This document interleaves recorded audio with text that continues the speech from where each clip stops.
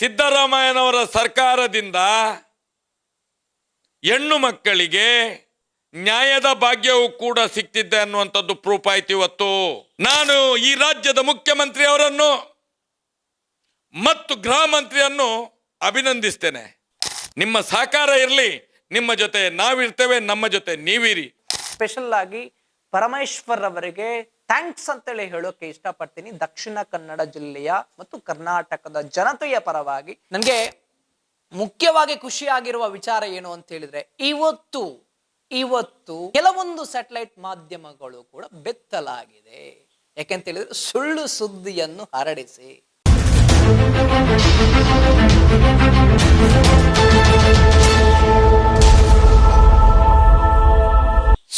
Welcome to our YouTube family Kudla rampage.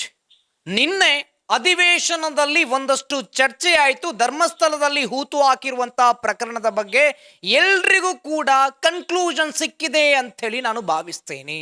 ಅಂತ ಹೇಳಿದ್ರೆ ಗುಂಡಿ ತೆಗೀತಾರೆ, ಅಗೀತಾರೆ, ಏನೂ ಸಿಗ್ತಾ ಇಲ್ಲ ಅಂತೇಳಿ ಯಾರೆಲ್ಲ ಹೇಳ್ತಾ ಇದ್ರು ಅವರಿಗೆ ಡಾಕ್ಟರ್ ಪರಮೇಶ್ವರ್ ಅವರು ಗೃಹ ಮಂತ್ರಿಗಳು ಉತ್ತರವನ್ನು ಕೂಡ ಕೊಟ್ಟಿದ್ದಾರೆ. ಮಣ್ಣಿನ ಅಂಶದಲ್ಲಿ ಯಾವ ರೀತಿಯಾಗಿ ಮೂಳೆಗಳು ಸಿಗುತ್ತೆ, ಅದು FSL ಟೆಸ್ಟ್ಗೆ ಹೋದ ನಂತರ ತನಿಖೆ ಆಗುತ್ತೆ, ಆ ನಂತರದಲ್ಲಿ ಎಲ್ಲಾನು ಕೂಡ ಡಿಸೈಡ್ ಮಾಡ್ತೀವಿ ಅಂತೇಳಿ. ಇದರ ನಡುವೆ ಸದನದಲ್ಲಿ ಮಹೇಶ್ ಶೆಟ್ಟಿ ತಿಮರೋಡಿಯ ಬಗ್ಗೆ ಕೂಡ ಚರ್ಚೆ ಆಯಿತು. ಮಹೇಶ್ ಶೆಟ್ಟಿ ತಿಮರೋಡಿ ಸಿದ್ದರಾಮಯ್ಯರವರು 24 ಕೊಲೆ ಮಾಡಿದ್ದಾರೆ ಅನ್ನುವಂಥ ವಿಚಾರದಲ್ಲಿ ಹೇಳಿದ್ದಾರೆ ಅನ್ನುವಂಥ ವಿಷಯದಲ್ಲೂ ಕೂಡ. ಅದು ಅಲ್ಲದೆ ಸ್ಯಾಟಲೈಟ್ ಚಾನಲ್ ಅಲ್ಲೂ ಕೂಡ ಒಂದಷ್ಟು ಚರ್ಚೆ ನಡೆಯುತ್ತಾ ಇತ್ತು. ಮಹೇಶ್ ಶೆಟ್ಟಿ ತಿಮರೋಡಿಯ ಬಂಧನವಾಗುತ್ತೆ ಅಂತ ಹೇಳಿ. ಆದ್ರೆ ಯಾವುದೂ ಕೂಡ ಆಗಿಲ್ಲ. ಅದು ಅಲ್ಲದೆ ಪರಮೇಶ್ವರ್ ಅವರು ಕೂಡ ಹೇಳ್ತಾರೆ ಮಾಧ್ಯಮದವರು ಸುಳ್ಳು ಸುದ್ದಿಯನ್ನು ಹಬ್ಬಿಸ್ತಾ ಇದ್ದಾರೆ ಅನ್ನುವಂಥ ವಿಚಾರದಲ್ಲಿ. ಸೊ ಇದೆಲ್ಲ ಪ್ರಕರಣಕ್ಕೆ ಸಂಬಂಧಪಟ್ಟ ಹಾಗೆ ಮಹೇಶ್ ಶೆಟ್ಟಿ ತಿಮರೋಡಿ ಅವರೇ ನಮ್ಮ ಜೊತೆಗೆ ಮಾತಾಡೋಕೆ ಇದ್ದಾರೆ. ಸರ್ ನಮಸ್ಕಾರ, ಕಾರ್ಯಕ್ರಮಕ್ಕೆ ಆತ್ಮೀಯ ಸ್ವಾಗತ, ಸುಸ್ವಾಗತ. ಮೊದಲಿಗೆ ನಾನು ಕೇಳುವಂಥದ್ದು ಸರ್, ಮಹೇಶ್ ಶೆಟ್ಟಿ ತಿಮರೋಡಿ ಅವರನ್ನು ಅರೆಸ್ಟ್ ಮಾಡಬೇಕು ಅನ್ನುವಂಥ ವಿಚಾರದಲ್ಲಿ ಸದನದಲ್ಲಿ ಚರ್ಚೆ ಆಗುತ್ತೆ, ಅನಂತರದಲ್ಲಿ ಟಿವಿಯಲ್ಲೂ ಕೂಡ ಡಿಸ್ಕಷನ್ ನಡೆಯುತ್ತೆ. ಏನ್ ಹೇಳ್ತೀರಾ ಅಂತೇಳಿ, ಯಾತಕ್ಕೋಸ್ಕರ ಮಹೇಶ್ ಶೆಟ್ಟಿ ತಿಮರೋಡಿಯನ್ನು ಅರೆಸ್ಟ್ ಮಾಡಬೇಕು ಅಂತೇಳಿ ಹೇಳಿರುವಂತ? 1992ರಿಂದ ಇಲ್ಲಿ ತನಕ ಕೆಲಸ ಮಾಡಿದ ಒಂದು ಪರಿಯನ್ನು ನೋಡಿದ್ರೆ ನಾವಿವತ್ತು ವಿಧಾನಸೌಧದೊಳಗೆ MLA ಆಗಿರ್ಬೇಕಿತ್ತು, ಆಗ್ಲಿಲ್ಲ. ಆದ್ರೂ ನನ್ನ ಹೆಸರು ವಿಧಾನಸಭೆಯಲ್ಲಿ ಬಂತು ಅಂತ ಹೇಳಿದ್ರೆ ನಮಗೆ ಬಹಳ ಸಂತೋಷ ಆಯ್ತು. ಬೇಜಾರಲ್ಲಿ ಆಗಿದ್ದು ಅಂತ ಹೇಳಿದ್ರೆ ಜನಗಳೇ ಆರಿಸಿ ಕಳಿಸಿದಂತ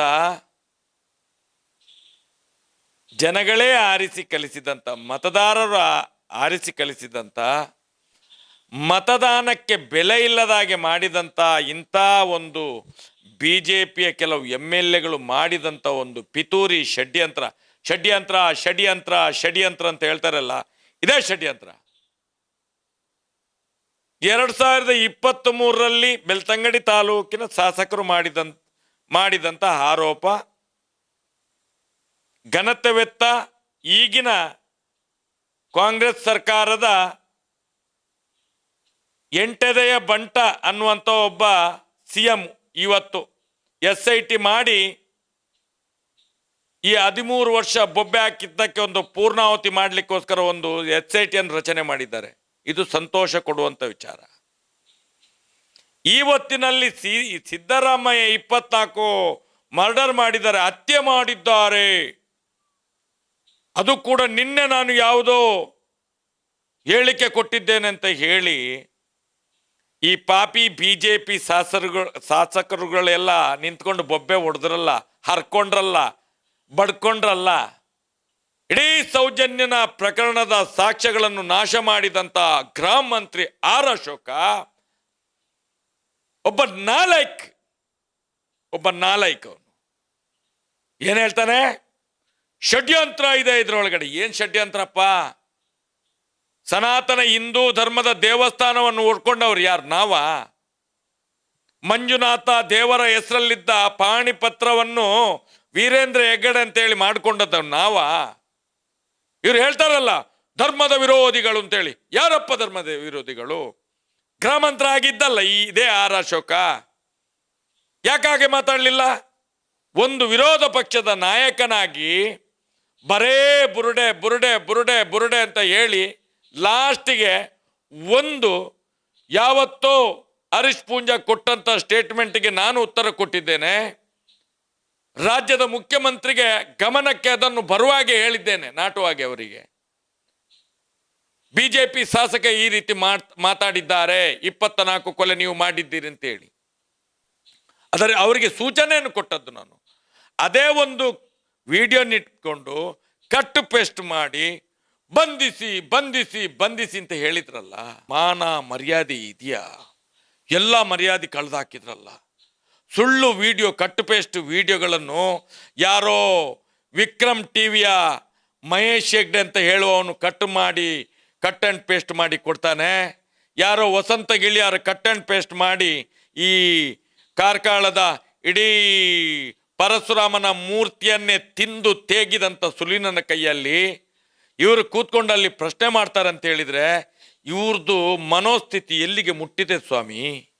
ಒಂದು ನ್ಯಾಯ ಕೇಳಿದ್ರೆ ಇಡೀ ಒಂದು ರಾಷ್ಟ್ರೀಯ ಪಕ್ಷದ MLAಗಳು ವಿಧಾನಸೌಧದಲ್ಲೊಂದು ಕಟ್ ಪೇಸ್ಟ್ ಫೇಕ್ ವಿಡಿಯೋ ಇಟ್ಕೊಂಡು ಬಂಧಿಸಿ ಬಂಧಿಸಿ ಅಂತ ಹೇಳ್ತಾರೆ. ಮಾನ ಮರ್ಯಾದೆ ಈ ಬಿಜೆಪಿ ಶಾಸಕರುಗಳಿಗೆ ಉಂಟಾ?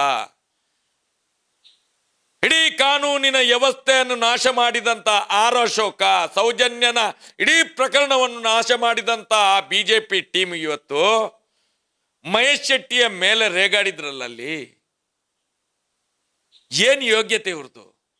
ಏನು ಯೋಗ್ಯತೆ? ಇಡೀ ಸಮಾಜಕ್ಕೆ ಇವತ್ತು ಗೊತ್ತಾಯ್ತು, ಹಿಂದೂ ಮಾತೆ, ದೇವಿ, ಭಾರತ ಮಾತೆ, ಜೈ ಶ್ರೀರಾಮ್ ಎಲ್ಲವನ್ನು ನಾಶ ಮಾಡಿ ಹಾಕಿದ್ರಲ್ಲ. ಯಾತಕ್ಕೋಸ್ಕರ? ಬರೇ ಅತ್ಯಾಚಾರಿಗಳ ರಕ್ಷಣೆ, ಅತ್ಯಾಚಾರಿಗಳ ರಕ್ಷಣೆ, ಅತ್ಯಾಚಾರಿಗಳ ರಕ್ಷಣೆ. ಯಾಕೆ ಹೇಳಬಾರ್ದು ನಾವು? ಆದರೆ ಒಂದು ಒಳ್ಳೆಯ ಕೆಲಸ ಆಯ್ತು ಇವತ್ತು. ಈ ರಾಜ್ಯದ ಘನ ಸರ್ಕಾರಕ್ಕೆ ಗೊತ್ತಾಯ್ತು ನಾವು ಏನು ಅಂತ ಹೇಳಿ. ಎಷ್ಟು ಸುಳ್ಳು ಹೇಳ್ತಾ ಇದ್ದಾರೆ. ಇವತ್ತು ಗೃಹ ಮಂತ್ರಿ ಅವರಿಗೂ ಕೂಡ ಗೊತ್ತಾಯ್ತು. ಎಲ್ಲ ಫೇಕ್ ನ್ಯೂಸ್ಗಳನ್ನು ಮಾಡ್ತಾ ಇದ್ದಾರೆ ಅಂತೇಳಿ. ಯಾರು ಅನಾಮಿಕ ಬಂದವನು ಏನಂತೆ, ಏನಾಗಿದ್ದಾನೆ ಅನಾಮಿಕ? ರಿವರ್ಸ್ ಹೊಡೆದಿದ್ದಾನೆ ಅಂತೆ. ಯಾರೋ 3 ಜನರ ಮಾತನ್ನು ಕೇಳ್ತಾ ಇದ್ದೇನೆ ಅನಾಮಿಕ ಅನ್ನುವಂಥ ವಿಚಾರದಲ್ಲಿ ಮಾಧ್ಯಮಗಳಿಗೆ ಇದು ಹೇಗೆ ಹೋಯಿತು ಅನ್ನುವಂಥದ್ದು ಕೂಡ ಗೊತ್ತಿಲ್ಲ. ಅದು ಸ್ಪಷ್ಟವಾಯಿತು. ಯಾರಿಗೆ ಅಂತ ಹೇಳಿದ್ರೆ ಗೃಹ ಮಂತ್ರಿಗೆ ಮಾಧ್ಯಮಗಳು ಸುಳ್ಳು ಸುದ್ದಿಯನ್ನು ಹರಡಿಸ್ತಾ ಇದೆ ಅಂತೇಳೂ ಕೂಡ ಹೇಳಿದ್ದಾರೆ ಅವರು ಸದನದಲ್ಲಿ ಇವತ್ತು. ಅದು ಖುಷಿಯಾಗಿರುವಂತ ವಿಚಾರ. ಸೊ ಇದರಿಂದಾಗಿ ಗೊತ್ತಾಗಬೇಕು ಯಾರು ಸುಳ್ಳು ಸುದ್ದಿಯನ್ನು ಹಬ್ಬಿಸ್ತಾ ಇದ್ದಾರೆ, ಯೂಟ್ಯೂಬರ್ಸ ಮಾಧ್ಯಮವ ಅಂತೇಳಿ. ಹೀಗಿರ್ಬೇಕಾದ್ರೆ ಇಂಥ ಆಂಗಲ್ ಅಲ್ಲಿ ಪರಮೇಶ್ವರ್ ಅವರು ಥಿಂಕ್ ಮಾಡ್ಬೇಕಂತ ಹೇಳಿದ್ರೆ ಯಾವುದೇ ಕಾರಣಕ್ಕೂ ಎಲುಬುಗಳು ಸಿಕ್ಲಿಲ್ಲ ಅಂತೇಳಿ ಹೇಳಿಲ್ಲ. 2 ಕಡೆಯಲ್ಲಿ ಎಲುಬುಗಳು ಸಿಕ್ಕಿದೆ, ಅದರ ತನಿಖೆ ಆಗ್ತಾ ಇದೆ. ಒಂದಷ್ಟು ಕಡೆಯಲ್ಲಿ ಮಣ್ಣನ್ನು FSL ಟೀಮ್ನವರು ಕಲೆಕ್ಟ್ ಮಾಡಿದ್ದಾರೆ, ಅದರ ರಿಪೋರ್ಟ್ ಬಂದ ಮೇಲೆ ನಾವು ತನಿಖೆಯನ್ನು ಮಾಡ್ತೀವಿ ಅಂತ ಹೇಳಿ ತುಂಬಾ ಚೆನ್ನಾಗಿ ಇದುವರೆಗೆ ಕೊಡದಂತ ಸ್ಟೇಟ್ಮೆಂಟ್ ಕೊಟ್ಟಿದ್ದಾರೆ ಪರಮೇಶ್ವರ್ ಅವರು. ಇಂಥ ಸಮಯದಲ್ಲಿ ಮಹೇಶ್ ಶೆಟ್ಟಿ ತಿಮ್ಮರೋಡಿ ಅವರು ಪರಮೇಶ್ವರ್ ಅವರಿಗೆ ಬೈತಾರೆ ಅಂತೇಳಿ ಕೂಡ ಆರೋಪ ಇದೆ. ಎಲ್ಲಿ ಬೈದಿದ್ದು? ತಕ್ಷಣ ಏನೂ ಮಾಡದೆ ಒಬ್ಬನನ್ನು ಬಂಧನ ಮಾಡಿ ಅಂತ ಹೇಳಿ SP ಅವ್ರಿಗೆ ಹೇಳ್ತೇನೆ ಅಂತ ಹೇಳಿ ಈ ಪಾಪಿ BJP ಅವರವ್ರು ಬೊಗಳೆ ಬಿಡ್ತಾ ಇದ್ರಲ್ಲ, ಸುಳ್ಳಿನ ಕಂತೆ. ಕಡೆಗೆ ಗೊತ್ತಾಯ್ತು ಪರಮೇಶ್ವರ್ ಅವರಿಗೆ, ಗೊತ್ತಾಯ್ತು. ನಾನು ಮಧ್ಯಾಹ್ನ ಮೇಲೆದ ಎಲ್ಲ ಕಲಪಗಳನ್ನು ನೋಡಿದ್ದೇನೆ. ನಾವಿವತ್ತು ಕೇಳುವಂಥದ್ದೇನು? ನನ್ನ ಮನೆಗೆ ನ್ಯಾಯ ಕೊಡಬೇಡಿ. ಇವತ್ತು ಸಿದ್ದರಾಮಯ್ಯನವರ ಸರ್ಕಾರ ಏನು ಮಾಡ್ತಾ ಇದೆ? 5 ಭಾಗ್ಯಗಳನ್ನು ಕೊಟ್ಟಿದೆ. ಅದರ ಜೊತೆಯಲ್ಲಿ ಎಲ್ಲ ಹೆಣ್ಣು ಮಕ್ಕಳಿಗೆ ಒಂದು ನ್ಯಾಯದ ಭಾಗ್ಯ ಕೊಡಿ ಅಂತ ಕೇಳಿರುವಂಥದ್ದು ನಾನು ಆವತ್ತಿಂದ ಇವತ್ತು ತನಕ ಕೇಳ್ತಾ ಇದ್ದೇನೆ ಅವರ ಹತ್ರ. ಇವತ್ತು ಸ್ಪಷ್ಟ ಆಗ್ತಾ ಇದೆ, ಸಿದ್ದರಾಮಯ್ಯನವರ ಸರ್ಕಾರದಿಂದ ಹೆಣ್ಣು ಮಕ್ಕಳಿಗೆ ನ್ಯಾಯದ ಭಾಗ್ಯವೂ ಕೂಡ ಸಿಗ್ತಿದ್ದೆ ಅನ್ನುವಂಥದ್ದು ಪ್ರೂಫ್ ಆಯ್ತು ಇವತ್ತು. ನಾನು ಸಿದ್ದರಾಮಯ್ಯನವರನ್ನು, ಈ ರಾಜ್ಯದ ಗೃಹ ಮಂತ್ರಿ ಅವರನ್ನು, ನೀವು ನಮ್ಮೊಟ್ಟಿಗೆ ನಿಂತರೆ ನಾವು ನಿಮ್ಮೊಟ್ಟಿಗೆ ಇದ್ದೇವೆ, ಜನಗಳ ಒಟ್ಟಿಗೆ ನಿಲ್ಲಿ, ನ್ಯಾಯದ ಪರ ನಿಲ್ಲಿ, ದೀನ ದಲಿತರ ಪರ ನಿಲ್ಲಿ. ಇವರು ಷಡ್ಯಂತ್ರವೇ ಮಾಡಿದ್ದು. ನಾನು 92ರಿಂದ ಇವರ ಜೊತೆಗೆ ಇದ್ದವ, ನಮ್ಮನ್ನು ಮುಗಿಸಿ ಆಯ್ತು. ಆದ್ರೆ ಏನು ಮಾಡಲಿಕ್ಕೆ ಕಿಸಿಲಿಕ್ಕೆ ಆಗಲಿಲ್ಲ ಇಲ್ಲಿಗೆ ತನಕ ಇವರಿಗೆ. ಒಟ್ಟಾರೆ ಎಲ್ಲ MLAಗಳು ಸೇರ್ಕೊಂಡು ಏನೋ ಒಂದು ಪಿತೂರಿ ಷಡ್ಯಂತ್ರ ಮಾಡುತ್ತಿರುವುದೇ ಇವರು, ಈ ಬಿಜೆಪಿ MLAಗಳು. ಮುಂದಿನ ದಿನಗಳೆಲ್ಲ ಮಾಜಿ ಆಗ್ತಾರೆ ಇವರೆಲ್ಲ. ಮುಂದೆ ಕೂಡ ಬರುವ ಎಲೆಕ್ಷನ್ನ ಸಂದರ್ಭದಲ್ಲೂ ಕೂಡ ಇನ್ನು ಕಾಂಗ್ರೆಸ್ ಇಲ್ಲಿ ಆಡಳಿತ ಮಾಡ್ತದೆ. ನಾನು ಹೇಳ್ತೇನೆ, ಇವತ್ತೇ ಭವಿಷ್ಯ ಹೇಳ್ತೇನೆ ನಿಮಗೆ. ಕಳೆದ ಸಲ ಭವಿಷ್ಯ ಹೇಳಿದ್ದೇನೆ. ಮಾನ್ಯ ಮುಖ್ಯಮಂತ್ರಿಯವರ ಎಲ್ಲ ಜನರಿಗೂ ಗೊತ್ತಿದೆ, ಬಿಜೆಪಿಯ ಮೈನ್ ಜನರಿಗೆ ಗೊತ್ತಿದೆ ನಾನು ಏನು ಹೇಳಿದ್ದೇನೆ ಅಂತೇಳಿ. ಅದು ಅಣ್ಣಪ್ಪನ ಸತ್ಯ, ಮಂಜುನಾಥನ ಸತ್ಯ. ಯಾವಾಗ ಸೌಜನ್ಯಳಿಗೆ ಯಾರು ನ್ಯಾಯ ಕೊಡುವುದಿಲ್ಲ ಅವರನ್ನು ಕಿತ್ತು ಬಿಸಾಡ್ತಾಳೆ ಅವಳು. ಅದು ಅಣ್ಣಪ್ಪನ ಮಂಜುನಾಥನ ಸತ್ಯ. ಇವತ್ತೊಂದು ಒಳ್ಳೆ ಬೆಳವಣಿಗೆ ಅಂತ ಹೇಳಿದ್ರೆ SIT ರಚನೆ ಆಗಿ ಒಳ್ಳೆ ರೀತಿಯ ಒಂದು ಕೆಲಸ ಆಗ್ತಾ ಇದೆ. ಅದನ್ನು ನಿಲ್ಲಿಸ್ಬೇಕು ಅನ್ನುವಂಥದ್ದು, ಅದಕ್ಕೋಸ್ಕರ ಇದನ್ನೆಲ್ಲ ಮಾಡ್ತಾ ಇದ್ದಾರೆ. ಇವತ್ತು ನೋಡಿ, ಯಾರೋ ಇಬ್ರು ವಕೀಲರು ಬಂದದಂತೆ. ವಕೀಲರು ಅಂದ್ರೆ ಹೇಳಿದ್ರೆ ನಮ್ಮ ಇಲ್ಲಿ ಉಜಿರೆಯ ಪಂಚಾಯತಿಯ ಜನಗಳು ಕೂಡ ಬಂದ್ರೆ ID ಕಾರ್ಡ್ ಹಾಕೊಂಡು ಬರ್ತಾರೆ. ಇವ್ರು ಯಾರು ಅಂತ ಗೊತ್ತಿಲ್ಲ. ಅತ್ಯಾಚಾರಿಗಳ ಪರವಾಗಿರುವವರು ಕೆಲವರು ನಮ್ಮನ್ನು ಕೊಲೆ ಮಾಡ್ಲಿಕ್ಕೂ ಸಾಕು ಇಲ್ಲಿಗೆ. ಯಾಕಂತ ಹೇಳಿದ್ರೆ ಸೌಜನ್ಯದಲ್ಲಿ 7 ಸಾಕ್ಷಿಗಳನ್ನು ನಾಶ ಮಾಡಿದ್ದಾರೆ. ಅದೇ ರೀತಿ ಪದ್ಮಲತಲ್ಲಿ ಆಗಿದೆ, ವೇದವಳ್ಳಿಯಲ್ಲಿ ಆಗಿದೆ, ಡಬಲ್ ಮರ್ಡರಲ್ಲಿ ಆಗಿದೆ. ಇನ್ನು ನಮ್ಮನ್ನೆಲ್ಲ ಇಡ್ತಾರೆ ಗೊತ್ತಿಲ್ಲ. ಯಾರೋ ಒಬ್ಬ ಬಂದು ನಾನು ವಕೀಲ ಅಂತ ಹೇಳ್ತಾ ಇದ್ದಾನೆ. ಯಾರು ಅಂತ ಗೊತ್ತಿಲ್ಲ. ಒಂದು ID ಕಾರ್ಡ್ ಇಲ್ಲ ಅವನ ಹತ್ರ, ಒಂದು ಕೋರ್ಟಿನ ಡ್ರೆಸ್ ಇಲ್ಲ, ಒಂದು ಕೋರ್ಟ್ ಇಲ್ಲ. ಇವರನ್ನು ಹೇಗೆ ತಿಳ್ಕೊಳ್ಬೇಕು? ನಾವು ಕೂಡ ಮನೆಯಲ್ಲಿ ಇರಲಿಲ್ಲ, ಸೀದಾ ಮನೆಯೊಳಗೆ ನುಗ್ಲಿಕ್ಕೆ ನೋಡ್ತಾರೆ. ಯಾರು ಅಂತ ತಿಳ್ಕೊಳ್ಳೋದು? ಇವತ್ತು ನಮ್ಗೆ ಮನೆಯಲ್ಲಿ ನನ್ನ ಮನೆಯಲ್ಲಿ ನನಗೆ ಬದುಕಲಿಕ್ಕೆ ಹೆದರಿಕೆ ಆಗ್ತಾ ಉಂಟು. ಅತ್ಯಾಚಾರಿಗಳ ಜನಗಳು ಇವತ್ತು ಈ ರೀತಿಯ ಒಂದು ಬೆದರಿಕೆ ನೋಡ್ತಾ ಇದ್ದಾರೆ. ನಮ್ಗೆ ಯಾವುದಾದ್ರೂ ರಕ್ಷಣೆ ಇದೆಯಾ? ನಮ್ಗೆ ಬರೇ ಈ ರಾಜ್ಯದ ಬಡಪಾಯಿ ಜನಗಳ ರಕ್ಷಣೆ ಇರುವಂಥದ್ದು. ನಮಗೆ ಇವತ್ತು ಕೋಟ್ಯಾಂತರ ಜನರು ನಮ್ಮ ಹೋರಾಟದ ಹಿಂದ್ಗಡೆ ಇದ್ದಾರೆ. ಯಾರು? ಎಲ್ಲ ಕೃಷಿ ಕೂಲಿ ಕಾರ್ಮಿಕರು ನಮ್ಮ ಜೊತೆಯಲ್ಲಿ ಇರುವಂಥದ್ದು. ಇವತ್ತು ಏನೇನು ಘಟನೆಗಳು ಇವತ್ತಿನ ದಿನ ನಡೆದಿದೆಯೋ, ಖಂಡಿತ ರಾಜ್ಯ ಸರ್ಕಾರ ಇವತ್ತು ಈ ಸಮಾಜಕ್ಕೆ ಒಂದು ಒಳ್ಳೆಯ ಮಾರ್ಗದರ್ಶನವನ್ನು ಕೊಡ್ತದೆ. ಒಂದು ಸತ್ಯದ ಬೆಳಕನ್ನು, ನ್ಯಾಯದ ಬೆಳಕನ್ನು ಖಂಡಿತ ನೀಡ್ತದೆ ಅನ್ನುವಂಥ ಭರವಸೆ ಇವತ್ತು ಇಡೀ ರಾಜ್ಯದ ಜನರಿಗೆ ಇವತ್ತಿನ ದಿನ ಮನವರಿಕೆ ಆಗಿದೆ. ನಮಗೆ ಕಮೆಂಟ್ ಮಾಡ್ತಾರೆ ನಮ್ಮ ಏನು ಫೇಸ್ಬುಕ್ ವಾಟ್ಸಪ್ಪಲ್ಲಿ, ಇನ್ನು ಮುಂದೆ BJPಗೆ ನಾವು ಓಟ್ ಕೊಡೋದಿಲ್ಲ ಅಂತೇಳಿ. ಬೇಕಿತ್ತ ಇದೆಲ್ಲ ಸುಳ್ಳು ನಾಟಕಗಳೆಲ್ಲ? ನಾನು ಇವತ್ತು ಈ ರಾಜ್ಯ ಸರ್ಕಾರಕ್ಕೆ ಮನವಿ ಏನು ಮಾಡ್ತೇನೆ ಅಂತ ಹೇಳಿದ್ರೆ, SITಯನ್ನು ದಯವಿಟ್ಟು ನಿಲ್ಲಿಸಬಾರ್ದು. ನಿಲ್ಲಿಸ್ಲಿಕ್ಕೆ ಆಗುವುದೂ ಇಲ್ಲ, ಅದು ಕಾನೂನಿನ ಪ್ರಕಾರವೇ ಆಗ್ತಾ ಇದೆ.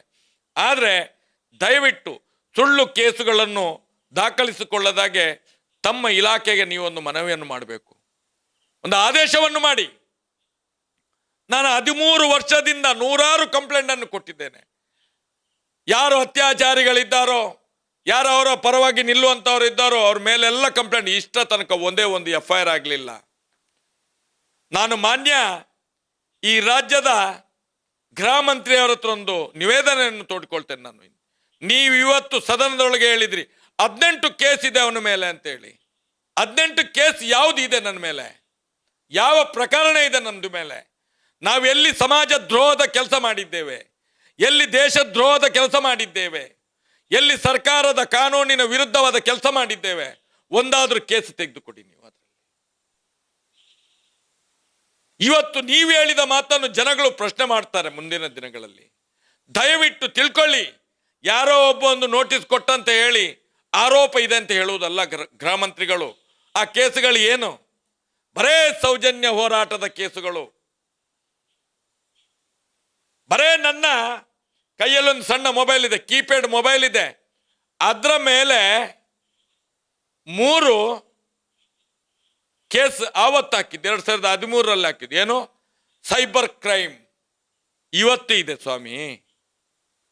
ಸೌಜನ್ಯಳ ಅತ್ಯಾಚಾರ ಮಾಡಿದ ಆರೋಪ ಅಂತ ಹೇಳಿ ನಿರ್ದೋಷಿದವನು ಜೈಲಿಂದ ಬಂದಾಯ್ತು, ಅವನಿಗೆ ಕ್ಲೀನ್ ಚಿಟ್ ಸಿಕ್ಕೇ ಆಯ್ತು. ಆದರೆ ನನ್ನ ಕೀಪ್ಯಾಡ್ ಮೊಬೈಲ್ಗೆ ಮುಕ್ತಿ ಇನ್ನೂ ಸಿಗ್ಲಿಲ್ಲ. ಈ ಕೇಸನ್ನು ಅದರಲ್ಲಿ ಸೇರಿಸ್ಕೊಳ್ತೀರಾ? 18ರಲ್ಲಿ ಸೇರಿಸ್ಕೊಳ್ತೀರಾ? ದಯವಿಟ್ಟು ಯಾರು ಹೇಳಿದ್ದನ್ನು ಕೇಳಬೇಡಿ, ನೀವು ವಿಮರ್ಶೆ ಮಾಡಿ. ಯಾವ ಯಾವ ಕೇಸುಗಳು, ಯಾವುದೇ ಸಮಾಜಘಾತುಗಳಿಗೆ ಸಪೋರ್ಟ್ ಮಾಡಿದಂಥ ಅವರೊಟ್ಟಿಗೆ ಸಾಮೀಲಾದಂಥ ಕೇಸ್ ಅಲ್ಲ. ಬರೇ ಸೌಜನ್ಯ ಅನ್ನುವಂಥ ಹೆಣ್ಣು ಮಗಳಿಗೆ ನ್ಯಾಯ ಕೊಡ್ಲಿಕ್ಕೋಸ್ಕರ ಮಾಡಿದಂಥ ಕೇಸುಗಳಿರೋದು. ಇದು ತಪ್ಪ? ನಾವು ನ್ಯಾಯ ಕೇಳಿದ್ದು ತಪ್ಪ? ನ್ಯಾಯ ಕೇಳಿದ್ದು ತಪ್ಪ? ಏನು ಸೌಜನ್ಯ ಸಾಯುವುದಕ್ಕಿಂತ ಮುನ್ನೆ 2010ರಿಂದ 2012 ತನಕ ತೆಗೆದಂಥ ದಾಖಲೆಗಳಲ್ಲಿ ಎಷ್ಟು ಸಾವುಗಳಿತ್ತು, ಎಷ್ಟು ಯುಡಿಆರ್ಗಳಿತ್ತು, ಎಷ್ಟು ಹೆಣ್ಣು ಮಕ್ಕಳು ಸತ್ತಿದ್ದಾರೆ? ಈಗ ಬೆರಳೆಣಿಕೆದ ಆಗ್ತಾ ಇದೆ. ನಮ್ಗೆ ಗೊತ್ತಿದೆ ಆ ವಿಚಾರಗಳು. SIT ಅವರಿಗೆ ಗೊತ್ತಿರಬಹುದು. ಈಗ ಎಷ್ಟು ಕದ್ದು ಮುಚ್ಚಿ ನಡೀತಿದೆ. ಬಾಡಿ ಎಲ್ಲಿ ಹೋಗಿ ಸುಡ್ತಾ ಇದ್ದಾರೆ? ಎಲ್ಲಿ? ಬಂಟ್ವಾಳದಲ್ಲಿ ಎಲ್ಲಿ ಸುಡ್ತಾ ಇದ್ದಾರೆ? ಯಾವ ಬಸ್ತಿಯ ಪಕ್ಕದಲ್ಲಿ ಸುಡ್ತಾ ಇದ್ದಾರೆ? ಇದನ್ನು ವಿಚಾರಣೆ ಮಾಡಿಸಿ ಸನ್ಮಾನ್ಯ ಗೃಹ ಸಚಿವರೇ, ನಿಮ್ಮ ಇಂಟೆಲಿಜೆನ್ಸ್ ಇದೆ ರಾಜ್ಯ ಸರ್ಕಾರದ, ಒಂದು ತಿಳ್ಕೊಳ್ಳಿ. ಈಗೆಲ್ಲ ಹೆಣಗಳು ಎಲ್ಲಿ ಹೋಗ್ತವೆ ಅಂತೇಳಿ ತನಿಖೆ ಆಗ್ತಾ ಇದೆ. ಒಳ್ಳೆ ರೀತಿಯಲ್ಲಿ ತನಿಖೆ ಆಗಲಿ. ಯಾಕೆ ಬಿಜೆಪಿಗರಿಗೆ ಅರ್ಜೆಂಟು? ಅದರಲ್ಲಿ ಯಾವನೋ ಒಬ್ಬ ವಕೀಲಲ್ವಾ ಇವತ್ತ ಸುರೇಶ್ ಅನ್ನೋಂಥ ಒಬ್ಬ ಅಲ್ಲಿ ಬಂಧಿಸಿ ಬಂಧಿಸಿ ಅಂತ ಬೊಬ್ಬೆ ಹೊಡಿತಿದ್ದಲ್ಲ, ಕಾನೂನು ಸಚಿವ ಮಾಜಿ ಆ ಸುರೇಶ್ ಬೊಬ್ಬೆ ಹೊಡಿತಿದ್ದಲ್ಲ, ಇವನ ಮನೆಯದ್ದು ಏನಾದ್ರೂ ಆಗ್ತಿದ್ರೆ ಏನಾಗ್ತಿತ್ತು? ಹೆಣ್ಮಕ್ಳಿದ್ದು ಕಾನೂನಿನ ಪರಿಜ್ಞಾನ ಬೇಕು. ಒಂದು SIT ತನಿಖೆ ಮಾಡಿ ಒಂದು ಚಾರ್ಜ್ ಶೀಟ್ ಮಾಡಬೇಕಾದ್ರೆ 90 ದಿವಸ ಬೇಕು ಸ್ವಾಮಿ. ಇವತ್ತು ಎಷ್ಟು ದಿವಸ ಆಯ್ತು? 20 ದಿವಸ ಆಗಿತ್ತು. ಇನ್ನು 70 ದಿವಸ ಬಾಕಿ ಇದೆ. ಯಾಕಪ್ಪ ಜೂವೆ ಹೇಳ್ಕೊಳ್ತೀರಿ? ಏನು ಪ್ರಾಣ ಹೋಗುತ್ತಾ ನಿಮ್ದು? ತಡೀರಿ. 13 ವರ್ಷದಿಂದ ನಾವು ಸೌಜನ್ಯನ ಹೋರಾಟ ನ್ಯಾಯ ಸಿಗ್ತದೆ ಅಂತ ಕಾಯ್ಲಿಲ್ವಾ? ನಿಮ್ಗೆ ಒಂದು 90 ದಿವಸ ಕಾಯ್ಲಿಕ್ಕೆ ಆಗುದಿಲ್ಲ. ಇನ್ನು 70 ದಿವಸ ಬಾಕಿ ಇರೋದು. 20 ದಿವಸ ಆಯ್ತು SIT ರಚನೆಯಾಗಿ. ಯಾಕೆ ಪ್ರಾಣ ಬಿಡ್ತೀರಿ? ಯಾರು ನಿಮ್ಮ ಅಪ್ಪಂದಿರು ಏನಾದ್ರು ಸಾಯ್ತಾರಂತ ಹೇಳಿಯಾ? ಅತ್ಯಾಚಾರಿಗಳು ಜೈಲಿಗೆ ಹೋಗ್ತಾರೆ ಅಂತ ಹೇಳಿಯಾ? ಯಾಕೆ ತಲೆ ಬಿಸಿ ನಿಮ್ಗೆ? ಬಿಜೆಪಿ ಅವರು ಮಾಡಿದಂತ ಕರ್ಮಕಾಂಡದಿಂದಲೇ ಇವತ್ತು ಸೌಜನ್ಯದಿಂದ ಇಲ್ಲಿ ತನಕ ಹೋರಾಟ ಹಿಡಿದು ಇವತ್ತು SIT ಆಗ್ಲಿಕ್ಕೆ ಕಾರಣ ಆಯ್ತು. ಬುರುಡೆಗಳು ಹೊರಗಡೆ ಬರ್ಲಿಕ್ಕೆ ಶುರುವಾಯ್ತು, ಬುರುಡೆ ಮಾತಾಡ್ಲಿಕ್ಕೆ ಶುರುವಾಯ್ತು. ಇದೇ ಬಿಜೆಪಿ ಸಾಕಿದಂತ ಪಾಪದ ಕೂಸು. ಅವತ್ತೇ ಸೌಜನ್ಯನ ಕೇಸಲ್ಲಿ ಇದೇ ಗೃಹ ಮಂತ್ರಿ, ಇದೇ ಬಿಜೆಪಿಯ ಸುರೇಶ್, ಇದೇ ಸುನೀಲ, ಇದೇ CT ರವಿ, ಇದೇ ಭರತ್ ಶೆಟ್ಟಿ ಯಾರು ಮಾತಾಡ್ತಿದ್ದಾರಲ್ಲ.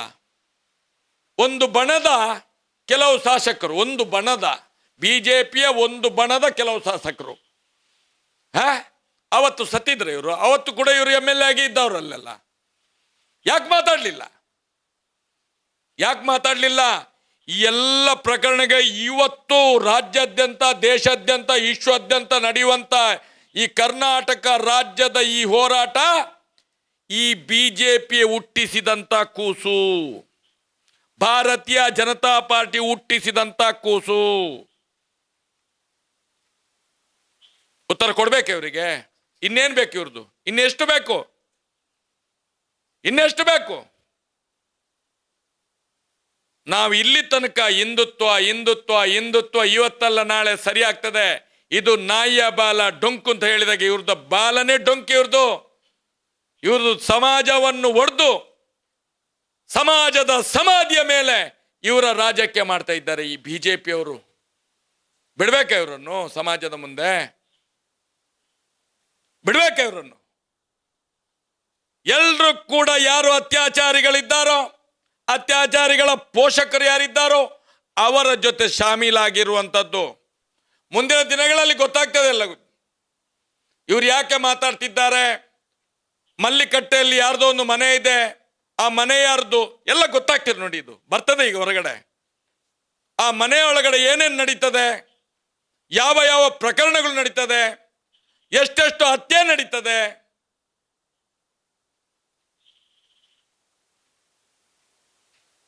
ಹೇಳ್ಬೇಕಿದ್ದನ್ನು ಬಾಯ್ಬಿಟ್ಟು ಬಿಜೆಪಿ ಅವ್ರದ್ದು ಟೀಮ್ ಹೇಗಿದೆ ಅಂತೇಳಿ.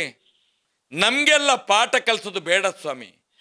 ನಾವೇನು ಬಾಯಿ ಬಿಟ್ಟರೆ ಇವರ ಪೂರ ಪುರಾಣವನ್ನು ರಸ್ತೆಗೆ ತಂದ್ರೆ ಸರ್ವನಾಶ ಆಗಿ ಹೋಗ್ತಾರೆ. ಇವರು ಸರ್ವನಾಶ ಆಗಿ ಹೋಗ್ತಾರೆ ಬಿಜೆಪಿ. ಹಿಂದೂ ಧರ್ಮದ ಹೆಸರಲ್ಲಿ ಮತದಾನ ಕೇಳೋದು, ಮಾತೆಯರು ಸಿಕ್ಕಿದ್ರೆ ತಾಯಿ, ಅಮ್ಮ ಅಕ್ಕ, ದೇವಿ, ಭಾರತ್ ಮಾತೆ ಇವರ ನಾಲಗೆಗೆ ಬೆಂಕಿ ಆಗ್ಲಿಕ್ಕೆ ಇವರು ಇಡೀ ಸಮಾಜವನ್ನು ಒಡೆದು ಇವತ್ತು ಸಮಾಜದ ಎದೆಯಲ್ಲಿ ಅವರ ಸಮಾಧಿಯ ಮೇಲೆ ಕಾಲಿಟ್ಟು ನಿಂತಿದ್ದಾರೆ. ಇವತ್ತು ಎಚ್ಚರಿಕೆ ಇರಲಿ ಅಂತ ಹೇಳೋದು.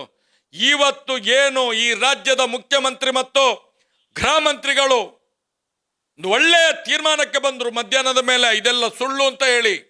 ಆದ್ರಿಂದ ನಾವು ಇಲ್ಲಿ ಕೂತಿದ್ದೇವೆ, ಇಲ್ಲಾಂದ್ರೆ ನಮ್ಮನ್ನು ಜೈಲಿಗೆ ಕೊಂಡೋಗಿ ಹಾಕ್ತಿದ್ರು.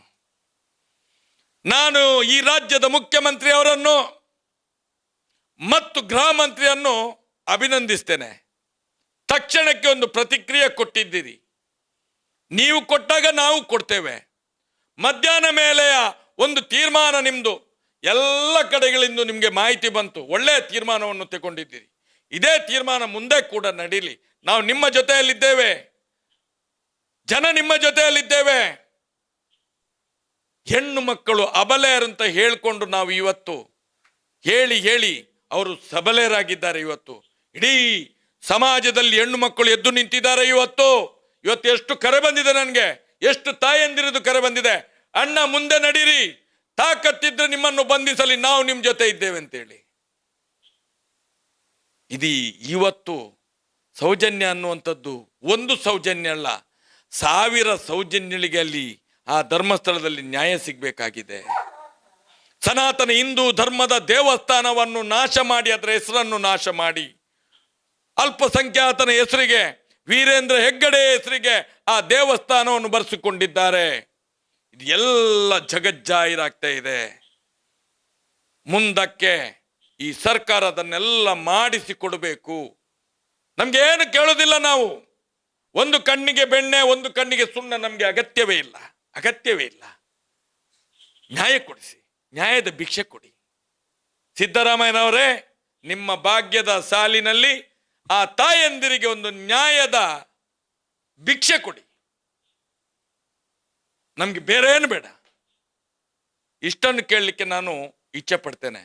ಮತ್ತೆ ಸಾಮಾಜಿಕವಾಗಿ ಹೋರಾಟ ಮಾಡುವಾಗ ನಾವು ಹೇಟಿಗೆ ತಿರುಗೇಟನ್ನು ಕೊಡುವಂಥದ್ದು ಮಾಡಿಯೇ ಮಾಡ್ತೇವೆ.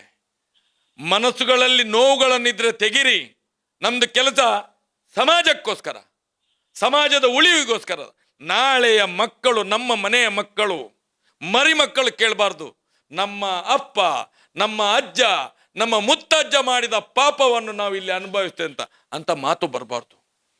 ಆ ದೃಷ್ಟಿಯಲ್ಲಿ ಈ ಹೋರಾಟವನ್ನು ಮಾಡ್ತಿದ್ದೇವೆ ನಾವು. ನಿಮ್ಮ ಸಹಕಾರ ಇರಲಿ, ನಿಮ್ಮ ಜೊತೆ ನಾವಿರ್ತೇವೆ, ನಮ್ಮ ಜೊತೆ ನೀವಿರಿ ಅನ್ನುವಂಥ ಭಾವನೆ.